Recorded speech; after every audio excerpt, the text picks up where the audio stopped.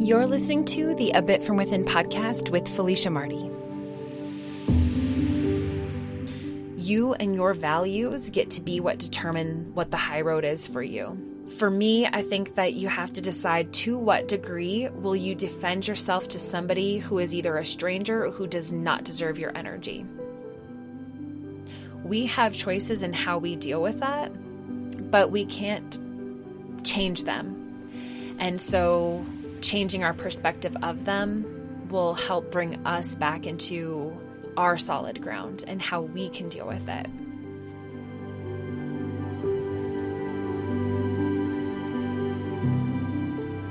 Hi there, everybody, and thank you so much for tuning in to a new episode of the A Bit From Within podcast. I'm really excited for today's episode. The main topic that I want to dive into later is coping with toxic people online. Another title I was thinking of is like living in a world with so much online heat. So I'm going to be diving into that in the second half of the podcast. But first, just a couple of things that have been on my mind lately. So over the weekend, I recorded a 30-minute opening your heart gentle yoga class. For those of you who've never, maybe you're not into yoga or you've never really done gentle yoga, you might even be wondering, like, what is gentle yoga? And to me, gentle yoga is yoga that is very accessible in the body.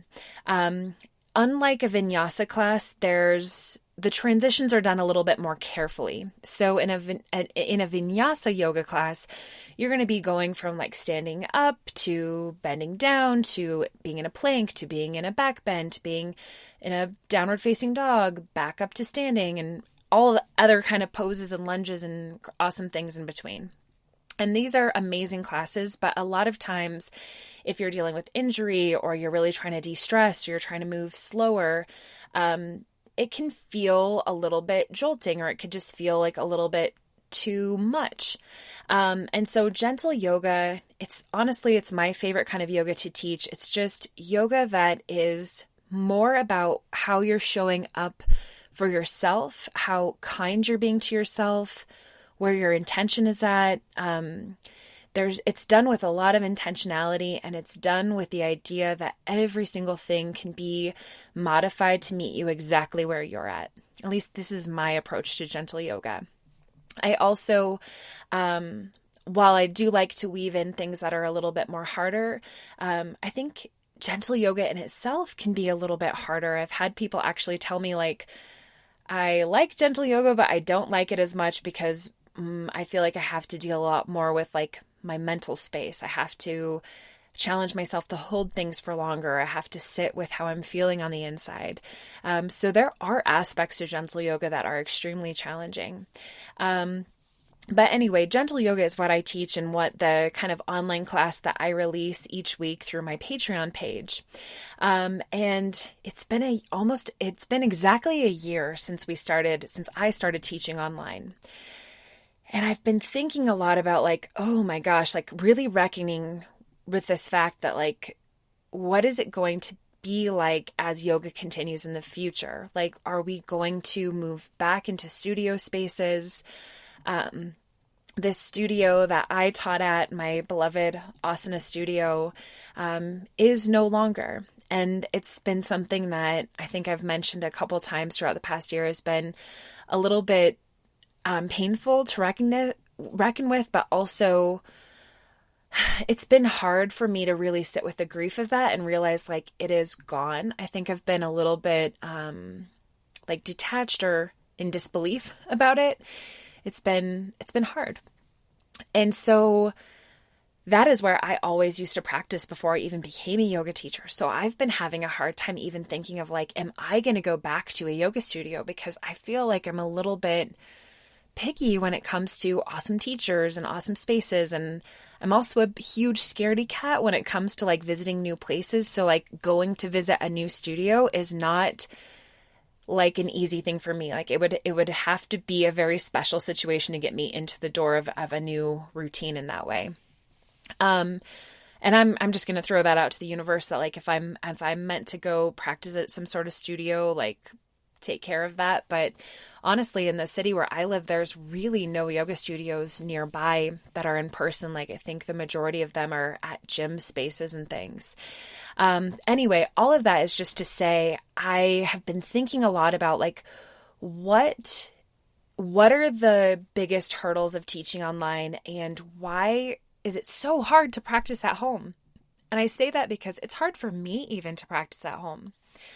I feel like even though I teach once a week from my house, and I do love the space that we work out in, which is basically just our living room. I shouldn't say I love it. I like it. I don't love it the same way that I loved stepping into the yoga studio, where there was like these big, vaulted ceilings and this beautiful hardwood, and there's all of this yoga stuff, the singing bowls and the plants and props, and it just felt like a space just dedicated for doing yoga. And I wish that I had that in my house, and unfortunately, there's just not a good place for that. It's definitely on my list of must accomplish things in our next house. Like I would really love it if I could have a dedicated space to doing yoga. But I mean, who has that, right? Like, I'm sure that the majority of you guys listening, you probably don't have a dedicated space just for doing yoga. Maybe you have a dedicated space for working out, or maybe you don't. I think a lot of people don't have that luxury, and we've had to kind of make do with like rolling a mat out in our living room and practicing next to a couch, or having to turn a certain way in a room so we can actually have room to spread out. And there's so many, I think, tricky things about it too. Like for me, it's just getting the motivation to actually sit down and practice. I mean, how many of us fall victim to being like, I know I should do yoga, or I know I should stretch. I know I need to move my body, but I really don't want to today, or just don't feel like it, or I will tomorrow. Like, it is so hard to find that motivation. And so I actually, the whole reason I bring this up is I created a quick anonymous Google forms. So you can actually, if you guys want to take it, there's a link on my website bio. So if you go to abitfromwithin.com/links, I'll say it again, abitfromwithin.com/links.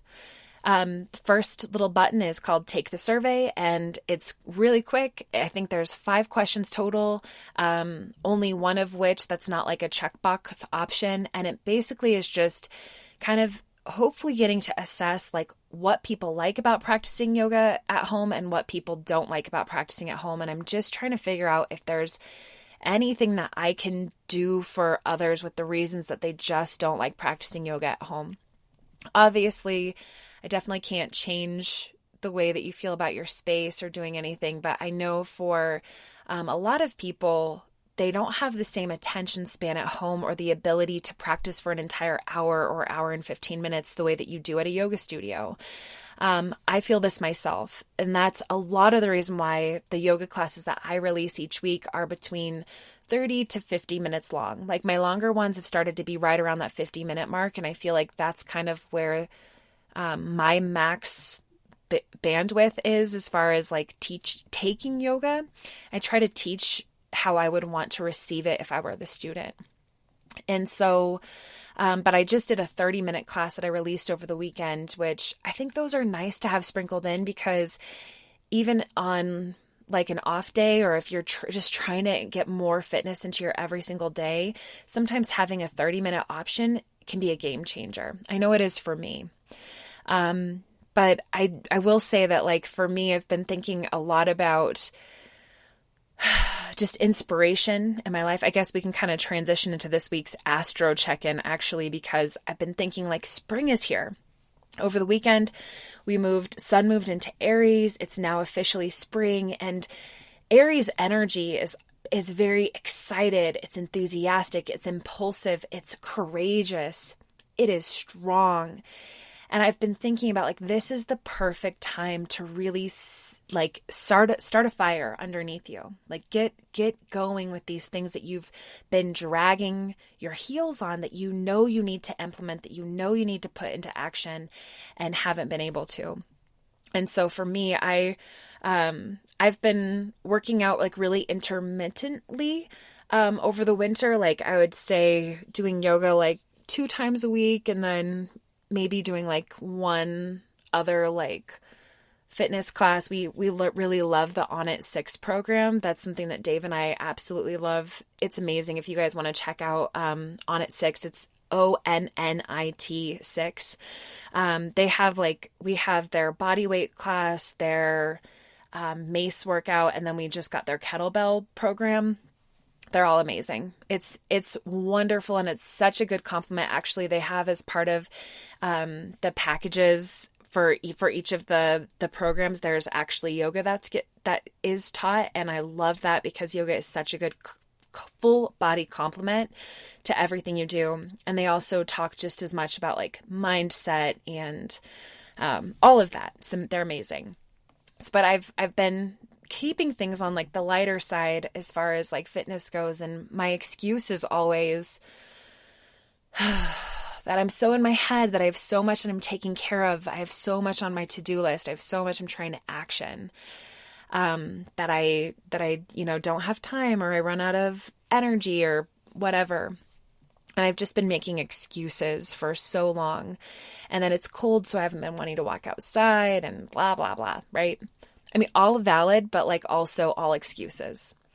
And so this weekend I was like, no, Dave, like we got our kettlebells in last week that we had ordered. And I was like, let's get the kettlebell class and I'm going to do this. And I realized that for me, I need to work out like right when I get up. That needs to be a routine that I build into my life, because if I wait until later, then what happens before gets started, where it's like, I need to do this and I need to do that. And now I need to get this done, or I need to create this, or I'll do it in an hour, and then other things happen and I will not do it. And I also had to tell Dave, I'm like, I'm going to work out when I get up. And he's been wanting to work out later. So I'm like, you can work out with me in the morning, or you can work out separate later. So all weekend we've been working out at separate times, which I think works great. Now, I love working out with him. Like, we've always valued our time when we can work out together. But at the same time, I just think that it's better to get it in separately than to try to wait for a time that we're both on the same page. Because if I've learned anything in these almost 5 years of being with Dave, it's that getting on the same page every single day is really tough. So better to just have a plan that you can execute and not try to wait for the stars to align. So yes, all of that is just to say, tying it back to this Aries thing, this is a great time to implement new behaviors and new strategies. My word for this next quarter is optimize. So how can I optimize my life financially, personally, professionally, with the business, with a bit from within, with daily and weekly and monthly habits? Like, that is what that's my intention for the next quarter ahead. So this season of spring.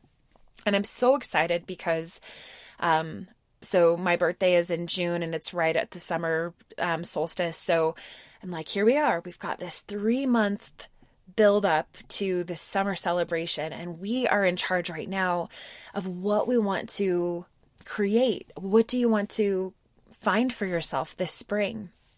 And I think it's such a beautiful time to really feel into that Aries energy. Like, what gives you energy? What can you put your energy into? And I really think like what you put in is what you get back. Other things that are happening astrologically. So like I said, we just had Sun move into Aries and we're starting off spring, and we had the spring equinox. But next week, Sunday, we're leading up to this Libra full moon. And Libra and Aries, they're an interesting balance. So we have to remember that during the full moon, there's always an opposition happening, right? So it's whatever sign is equally opposite away from where the sun is at. So Libra full moon, Libra is an air sign. It's beautiful, artistic, balanced, and very creative. So as you approach this weekend, maybe you carve out a little time to like really get into expressing. So this could be like writing a letter, or writing maybe you're just writing in a journal, like expressing yourself. This could be a really good time leading up to this Libra full moon to create a presentation or to mediate something. Like there's like, the sign of Libra is like the scales, right? So if there's something that you've been feeling like you need to get negotiated or kind of compromise on, this is a great time to do that. Also, Libra full moon next Sunday could just be a beautiful time for you to get super dressed up. Like, there's a lot of connection of Libra and Venus. So like Venus is beauty, confidence, great time to just like style yourself up, feel yourself, like do your makeup how you love, style your hair a certain way. Maybe you go out on a date feeling all great. This is going to be a great time to do that. Also a great time for art, immersing yourself in culture, whatever that looks like to you, but it's a good time to play into the things that you love. So hopefully you can find that this full moon, just like you can do something to express yourself, and in doing so, you can start to kind of lift that like pressure valve up and begin this new, 2-week series starting from next Sunday of just letting go, of starting to release, of letting things start to culminate. It's like we move from the full moon, this total illumination, back into the darkness. So as we move from the light into the dark, there's a feeling of surrender, of letting go, of all of that. All right, you guys, I told myself to like keep that first part of all of this. I've been known to just go on and on and on. Maybe you feel I did that today. Maybe you feel like I kept it pretty succinct. I feel like I kept it pretty succinct. So we're going to take a quick break. And when we come back, we're going to really dive into coping with those toxic people online and really starting to think about how can we stop caring about what other people think about us. So one thing that you may or may not know about me, I've said it a lot before on the podcast, but maybe you're new to the podcast, is I love TikTok. It is definitely a part of my phone life, like my online world, that just brings me a ton of joy. I love seeing how creative people are. I love the way that like I will see things that just make me laugh out loud. And that is something I need in my life. Like I need moments of joy. I need moments of inspiration. And I think people on TikTok are so good. And I love whatever the algorithm has found for me on TikTok. It is filled with recipes and babies and dogs and just hilarious, awesome stuff. But every once in a while, I will see awesome creators that I love on TikTok who are having to confront a lot of bullshit online. Or, one of the things, if you're not in the TikTok world, one of the best parts is like seeing something funny or seeing something interesting on TikTok and then going to the comment section and just seeing what people are writing. And most of the time, this is a great thing. But every once in a while, you'll see something where you're like, are you kidding me? Like, where are these people coming up with? This is just crazy. And we all know, we've all been in a internet culture for long enough to know that there is some crazy stuff that can happen online. People will get that, what do they call it, like online courage, and just start saying things to you that they would never say to you in real life, because they don't actually have to see you. They don't actually have to deal with the fact that it caused you pain, or that you're going to tell them off back in return. There's like this invisibility cloak that gives these people this courage to just be horrible. And sometimes we can find ourselves dealing with that without even having prepared ourselves for it. Like maybe we have to think about, even 10, 15 years ago, we weren't dealing with this, but much less like 30, 40 years ago, when, the most drama that you'd have is either drama within your family, drama within your community. Maybe that was like your church or your school, or like small town drama, right? Like you get it at the grocery store, you get it, at the school, but you're not necessarily like 24/7 having to deal with this kind of drama coming at you, or this kind of like potentially violent slander that's coming at you, all these opinions, good or bad. And we can all recognize how awesome the internet is, right? Like we can all recognize that like it is pretty cool that I can put together an Amazon cart filled with things that I need. I can order it and it can come to my house a couple days later, and that can save me time and stress and so many things like that. It is pretty amazing that I can teach yoga online and teach meditation online, or record a podcast and post this for an online community, or create a survey that I can send out to the world and actually get great advice from people. It is amazing that I could record my dog doing something adorable, post it online, and bring joy to people's life. Like there are amazing things about living in this online world where things can happen immediately. But in the same way that like, it's kind of like the internet is this magnet. It's like it can bring all of this good to you, but it can also bring bad stuff to you super fast, where like before you know it, you are being confronted with some pretty tough feelings. And so what I would like to talk about today is just a couple of ideas of like strategies to prepare yourself to deal with this toxic online craziness. This is going to be especially applicable if you are some kind of creator yourself, or if you've been thinking about becoming a creator, or like if you just happen to be online a lot, like if you are big on Facebook, or if you're growing a business, or honestly, you could probably also relate to it just living in this world nowadays, because, well, I'll share a story with you right now that shows every single one of the things that I'm going to say was applicable in this real life situation. So as much as this is directed about things online, this is also just as good for dealing with crappy people in your everyday life as well. So Wednesday afternoon, I needed to run to the grocery store. It had been a pretty tough day because Dave and I we chose that, before we talked about actually like moving towards getting engaged, that we wanted to do couples therapy together, just so that we continue to improve the foundation beneath us, like in our relationship.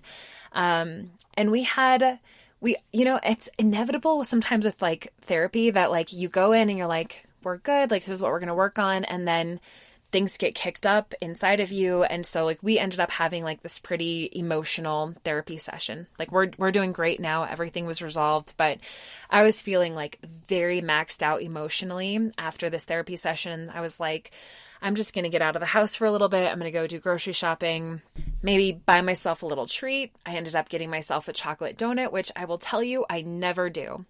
For me, getting donuts from the grocery store is something that I always used to do as a kid with my mom. Like we would always go to the store together and we'd each pick out a donut and then we'd eat it right when we got in the car. And so I think I was feeling like a little nostalgic, and I literally haven't done that in years. But I picked out a donut for myself and I picked out one for Dave, and it was that kind of a moment. So it was not that busy at the grocery store. It was a Wednesday afternoon at like 2:30 p.m. And in my local King Soopers, which is where I shop, the section where they have the eggs, in this particular like store arrangement is along this back wall, like basically like where like a back corner of a store is. And so they have these like glass, refrigerator cases where they have all of the eggs stacked up. And they've chosen to put like one of those like impulse buying sections like right in front of this like corner. So it basically creates like a horrible traffic jam right in front of the eggs, because first of all, you don't want that, because everyone wants to stop in front of the eggs and like pick which kind they want. And then you also want to check your eggs and make sure that they're not broken, right? So they have this like stupid impulse section of like filled with like 2-liter bottles of soda, have nothing to do with the eggs. I don't even know why they put the eggs here. Like that's good. The more I think about that part of it, is going to make me so frustrated. But so I'm walking along and I see this woman like with her cart, like do a mad dash, like for her spot in front of the eggs. And I honestly didn't really care that much because I wasn't in a hurry. I didn't need to get home. So I just pulled my cart to like where I could, I don't know, be in line to be able to go see the eggs next. And I thought, oh, while I'm here, like Dave and I have also been really working on saving money, and I've been kind of making it into this competitive thing each week of like, how much money can I save through coupons at the grocery store? So I pull up my King Soopers app and I'm checking, like I remembered saying that I had a digital coupon for eggs and I wanted to double check what brand it was. So I'm like looking it up and I'm like scrolling for the eggs, and this woman who like cut in front of me turns around, looks me like up and down, and she's like, really? You're going to be on your phone in a grocery store? And I was so taken aback, you guys. I could not believe that this just happened. Like, I can't even remember like the last time that somebody was rude to me like this. And it was not under her breath. It was directly at me. Like, it wasn't like, on your phone, like no eye contact. Like, it was an aggressive assault at me. And I just like, I couldn't even help myself. Like I went instantly into fight or flight, and I did take the high road. There was a lot of things that I wanted to start to say to this lady, but I also just wanted to cry. I don't know if it was just because of the I had already been crying and like feeling really emotional, and like I was kind of already like in my own worst patterns of like being kind of like in shame. And I felt like she shamed me. Even though like, I literally, I had to tell myself in that moment, like not out loud, but like in my head, I was like so frustrated about it. And I was like, I didn't do anything wrong.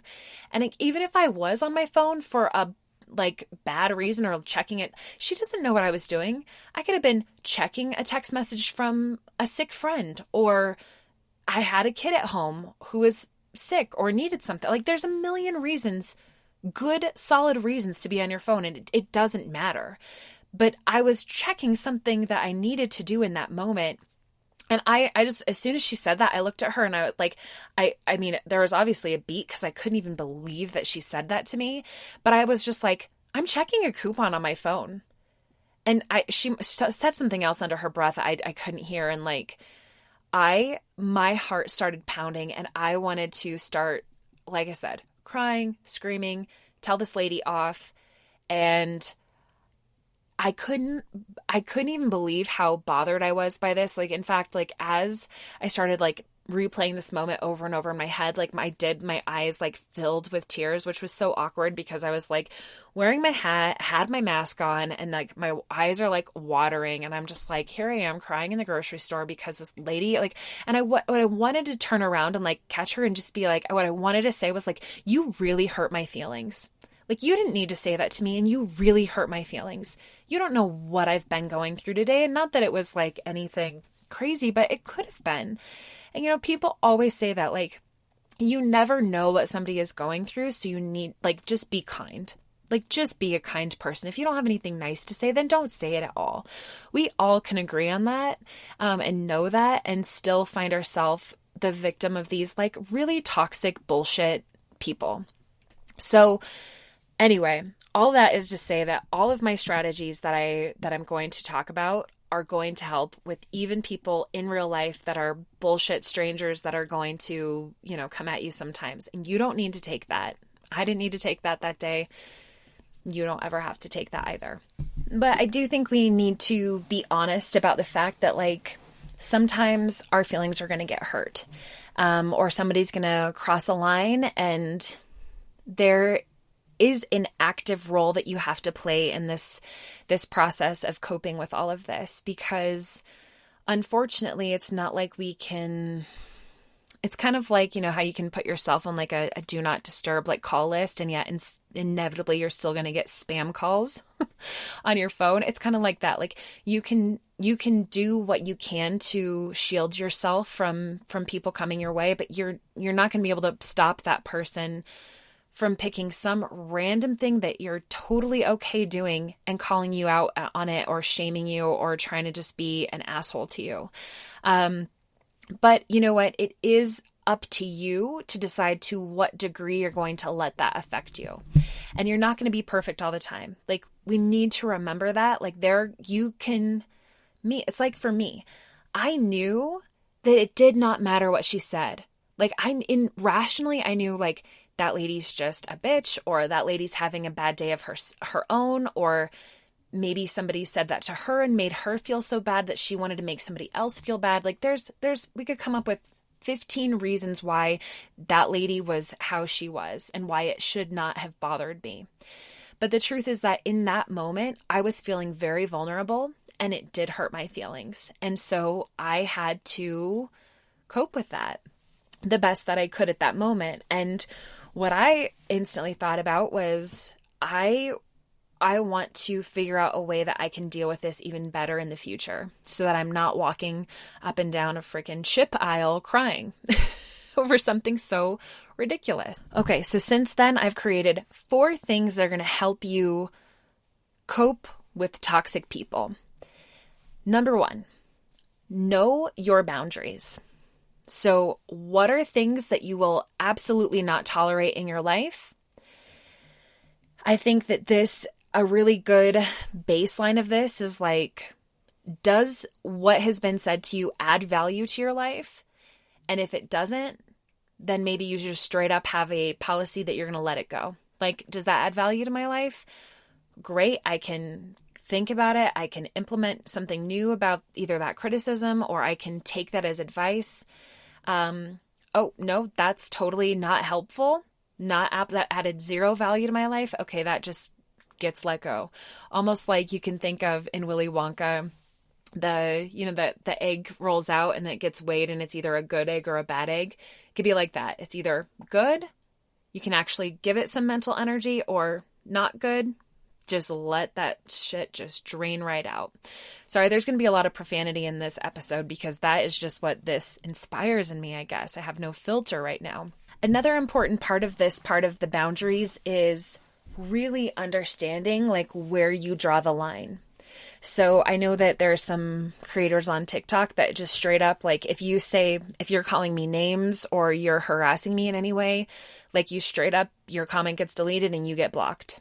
And I think that that's an excellent strategy because chances are that person commenting that is going to do it again.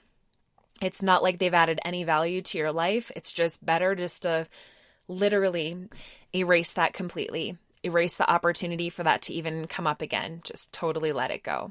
And I do think there's something powerful with that where you just delete it. Now, there's probably going to be some people who come at me for being like, that's cancel culture. Like, you just should be able to tolerate whatever. It's like, no, there is a difference between somebody sharing their opinion about something that you don't agree with and being harassed by somebody. And so I think that is up to every single person to decide what their boundaries are. And those boundaries might change over time. I know for some people, like if you're feeling really vulnerable as a creator, like I do think that you have the right in your own online space to decide what you're willing to tolerate being out there or not. And, unlike when you leave a review for a business or things like that, like where there's some platforms where you can't erase reviews because you can't just curate anything that anybody says about you. In an online platform like social media, I do think that you should have the right to erase things that just are not going to serve you at all. And so that's my opinion on that. And I do want to say, like, if you're in that situation as a social media creator, if you're there yourself, like you have the right to erase things. There's been times where I've posted my opinions on Facebook and I've had to hide comments that I'm just like, that is not something I'm okay with. Like that just, it's not going to work for me. I'm going to hide that. It's not even going to be something that I'm going to let blow up on my Facebook and all my friends and family start arguing politically over this or that. It's like, I mean, honestly, I very, very rarely post anything like that because I just don't want to watch for that kind of drama. I don't have any space for that in my life. And that's part of knowing my boundaries. So that's the first thing. The second thing that I think is really important is being very intentional about when you read your comments. And this one is really hard for us because so many of us have this habit where we just check our phones, right? Like you go to the bathroom, you open up your phone, you're scrolling on Instagram, scrolling on TikTok, you're putting yourself out there online, you're on Facebook, and you see that little notification thing, you get that hit of dopamine, your hand is already touching that thing, and before you know it, boom, there it is. So especially if you're putting something out there, like if you know you're going to be posting a charged political question on your Facebook, or you know you're going to be creating a, like for me, I have a TikTok for A Bit From Within. It's something that I've been trying to get on a little bit more. I'm still figuring out how to create in that way, and also trying to not let myself get too wrapped up in that, because I don't need another thing on my list that makes me feel like I'm not enough because I'm not great at it yet. Because I'm just trying to put myself out there again and again. And recently I had posted this TikTok asking for reviews for the podcast. So I was just saying like, hey, if you're into this podcast, like here's my media kit. This is, what I talk about. Here's a couple cool episodes. If you have a chance to check it out, I would super appreciate it. So I posted this TikTok, and the first comment that I see when I just like randomly opened it up was, I don't have it right in front of me, but essentially it was like, I'll check it out, but sounds like every other millennial white girl's podcast. And that's not like the worst thing somebody could say to me, right? Like they could have been a lot more mean. And that wasn't exactly even mean, but like the only thing that I could think of is like, I feel bad somehow. Like I feel unoriginal and I feel so boring. I feel like I've inconvenienced somebody, but also I am a millennial white girl, and I do think I have a unique perspective, and yet probably a lot of what I go through is what a lot of other millennial white girls are going through. But there's so much more to that, So I did end up commenting back to her saying like, fair enough. I would love for you to check it out and let me know if that's all this podcast is, or if you find there's something more there for you. I could go off on a tangent about like what I think this podcast appeals to, but if you're listening to this, you either know if it's for you or you've already stopped listening by now, probably. And that was one of the things that I had to think about was like, do I want to waste energy on somebody who's probably not my target audience member? Like if she felt the need to say that about sounds like every other white millennial girl's podcast, then I probably am not her cup of tea, and that's okay. Like I'm not going to appeal to every single person. And the only reason I bring that up right then is that when I just randomly opened my phone and read that, it did startle me a little bit. It did catch me off guard. It did make me feel like, did I do something wrong? And I think that if I would have prepared myself for a comment, or like if I would have had that moment to be like, maybe when I posted the video, okay, you post something, what is the worst thing that somebody could say to me about this? And if you think logically about that, okay, I'm just like everybody else. If you kind of walk yourself through this first, you're not going to be caught off guard. You're going to have a better idea of the trash you're just going to throw out, the stuff that adds value to you, that gets you to be better, the stuff that really encourages you and supports you and that you're going to be inspired by. And maybe you can kind of brace yourself. And I think that would be a really good thing, especially if you are the kind of content creator that is getting thousands of comments at a time.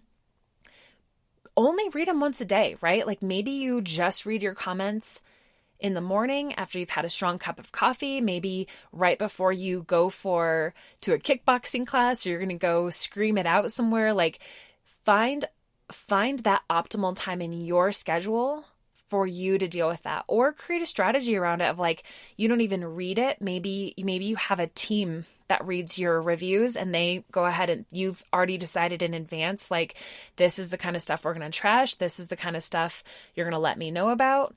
And and then you have somebody else do it for you. Like, I think even if you're feeling really vulnerable, even if you're not big enough to have a team, maybe you have your partner or your best friend read through that kind of stuff. If you're in that position where like maybe you do share a lot of controversial things, or for some reason, like you find yourself dealing with a lot of crazy comments, like it is okay to send that to a third party while you're navigating that. Or just be really strong when you go into it. There's this teacher that I follow on TikTok that she just posted something before her spring break about how there's just certain of her videos that are ending up on some, like, she's a kindergarten teacher. Like her target demographic is like moms and other teachers and millennial girls, honestly, because she's a millennial. And for some reason, like she said, like her TikToks are getting like the attention of like these guys who are just like basically sexually harassing her in these comments. And so she posted this video that was like, until TikTok can figure out this algorithm, like I give this 0 space. I don't need this in my life. I don't need the money from the creator fund. I don't need any of that. So I'm going to go enjoy my spring break and I'm not going to worry about this because I'm not going to put myself in this position. And first of all, I just admire her clarity so much on that. And second of all, I really wish there was a way that she could be protected by the platform to keep that from happening. But I love that she was so clear about her boundaries. And I think there might come a space like that where you do have to make a concrete decision about like where all of that lies for you. Okay, so two more things. These ones are just a little bit more general. So I know that the don't read anything when you're feeling like really open or vulnerable or just like caught off guard. That one obviously much harder to do in real life. I mean, you can't always necessarily say I'm not going to go into a grocery store because I'm feeling too vulnerable right now, right? Like that's probably not going to happen in your real life. But the next two are very applicable to any time, and that is take the high road. Like, just take the high road. It's really hard to do, and there are going to be times when maybe it's all just too much and you feel like you can't do it. But there's lots of ways to do this, and I think it's up to you to decide, what does taking the high road mean to you? So for me, I think that you have to decide to what degree will you defend yourself to somebody who is either a stranger or who does not deserve your energy. I think this is a really important question for all of us. And I think 10 out of 10 times when you're looking back on your interaction, you will never regret taking the high road. Maybe that's a 9 out of 10. I'm sure that some of you could think of a really good example that I'm not thinking of right now. But the majority of the time, you will be the winner if you can take the high road. And it may not feel like it in the moment. I tell you, I feel like I took the high road at the grocery store and I still walked around crying and feeling like I lost, and like I would feel better if I could just go tell that woman that she was a bitch and she hurt my feelings. But would that have actually helped anything? No, because the truth is that person did not deserve my energy. She did not even deserve to take up mental space in my mind. And so taking the high road is removing her from that mental energy as quickly as possible. So, you get to decide, what does that look like for you taking the high road? Does it mean you don't respond to comments like that, just straight up, like I just choose not to respond because that would be giving that my mental energy? Or maybe you do feel like it's important for you to get your 2 cents in and you do want to respond, but maybe taking the high road is actually giving yourself X amount of hours before you choose to respond to comments so that you can cool off. You can actually figure out what you want to say, and you're not just responding in this heated way. Another part of taking the high road is choosing the path that's going to make you better in the long run.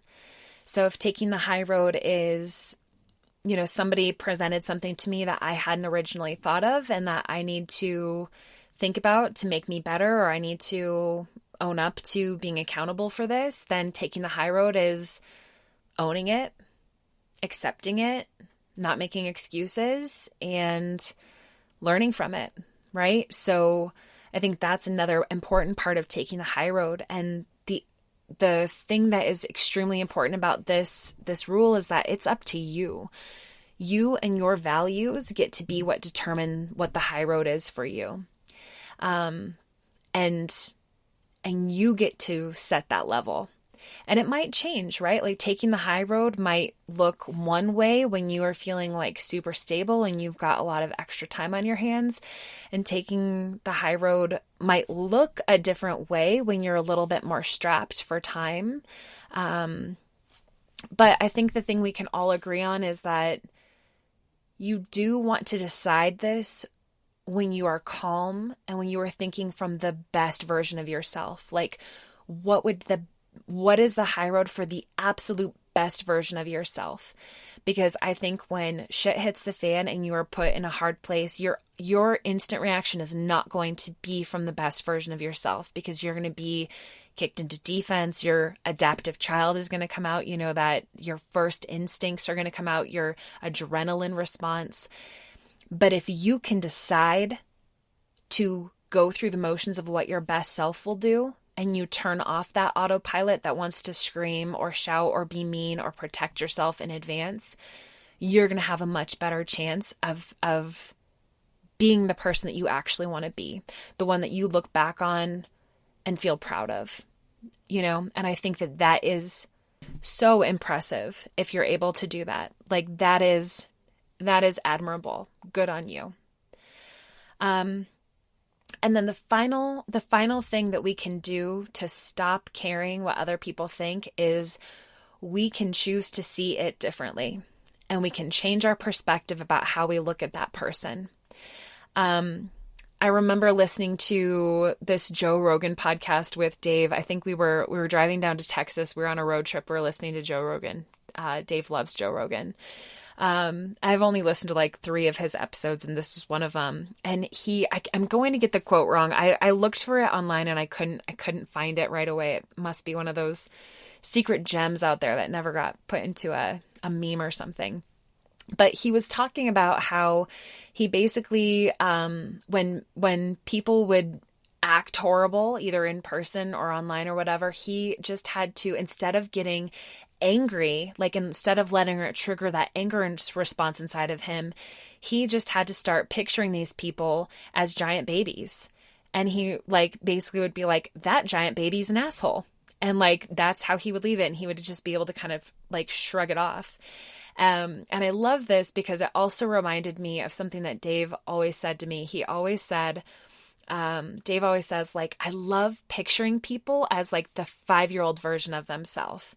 And Dave doesn't mean just when they're being an asshole, but just in general, he likes to do this. But I actually think this is a really good idea when you're thinking of these people who are acting out or who are, coming at you, is take a deep breath and picture them as little toddlers, 3 to 5 years old, who are irrational and acting like assholes or acting childish or being honestly just on poor behavior. And if you look at them like that, then you don't take it as personally. You don't see it as, you're not picturing it as a person of equal to you in terms of scope of knowledge, maybe general knowledge, context, right? Toddlers do not have all the information. So sometimes when they make a choice, you're like, okay, I see why you're pissed that you don't get to have this dessert before dinner, but we don't eat that before dinner, and you're a child, so you don't really get it. So you're going to throw a fit and fall on the floor and cry and scream and okay, you're being a kid.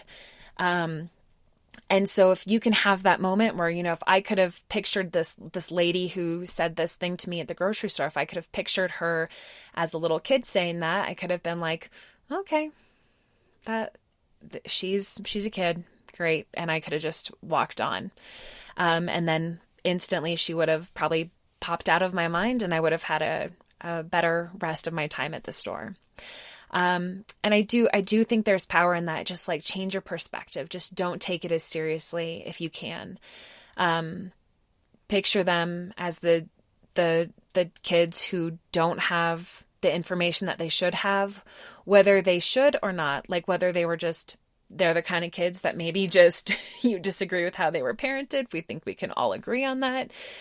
There should be some better choices there. There should be a lot of other things, but we can't let our shoulds get in the way of how we see them, because when we feel like they should have been nicer, they should be more compassionate, they should be more understanding of where I'm at, they shouldn't have said that to me.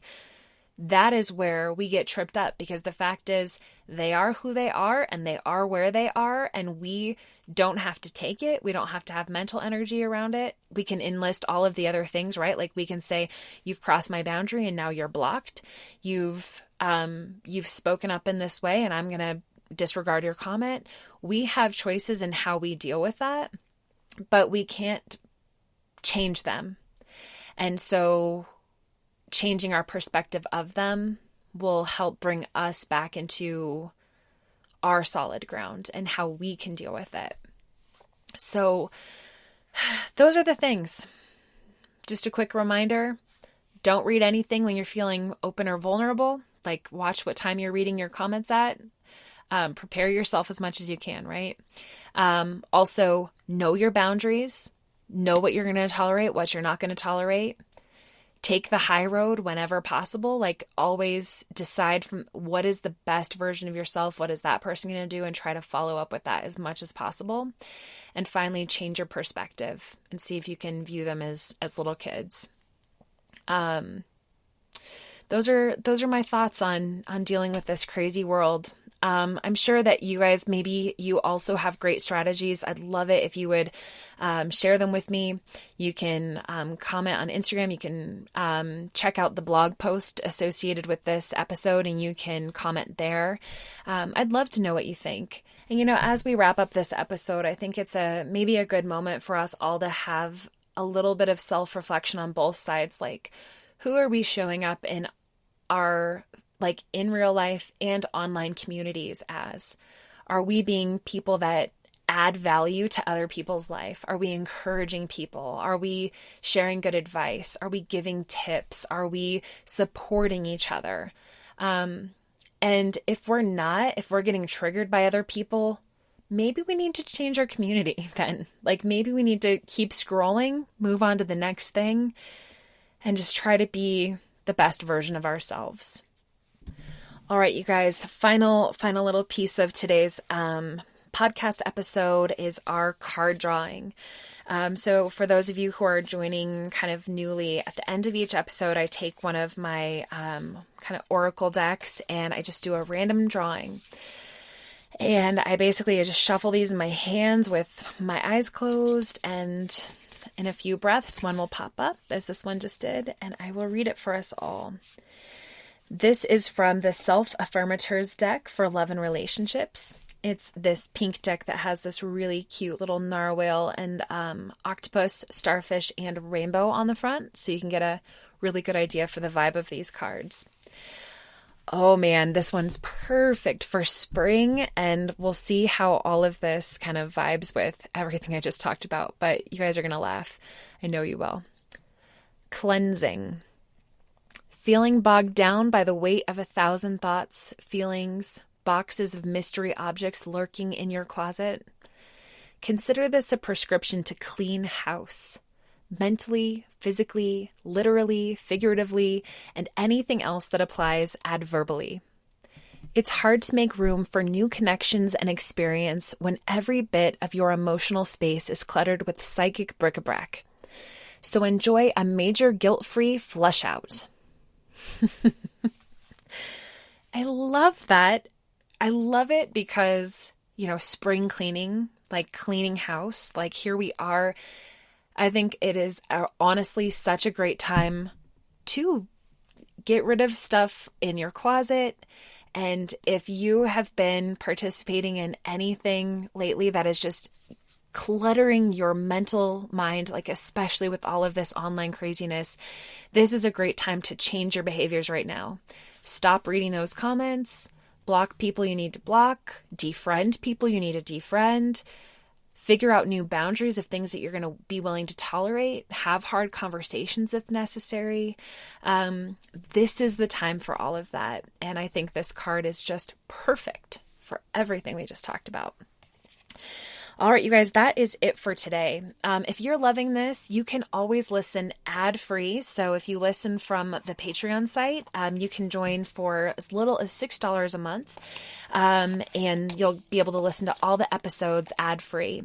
And if you love this, the other thing that comes with that $6 a month membership is the new moon and full moon guides that I release every week. So if you are in the perfect time to be able to sign up now and get next week's, or I guess it'll be coming out later this week, this month's full moon guide. So Libra full moon, I each month I create like a 7 to 8 page ritual guide with all of this information on the full moon, things you should think about, things that will be kind of cool to implement as far as like a little self-care rituals, self-care routine information. They're always beautifully designed and super, super fun. So each month I create a full moon guide and a new moon guide with a ritual. If you haven't had a chance to leave a review on this podcast, that is how we continue to grow our audience and kind of get in front of the right people who will love and appreciate whatever perspective that I guess I am sharing with the world. So I would very much appreciate it. And until next time, you guys, I hope you have a wonderful week. Just a quick preview. I am talking with a couple of guests that I'm going to be lining up to actually have some cool interviews. So hopefully you won't just be hearing from me or me and Dave, which he's been my only guest so far. But hopefully the rest of this year is going to bring like a lot of really wonderful conversations. I can't wait. I thank you for joining me, and I hope you have a great rest of your week.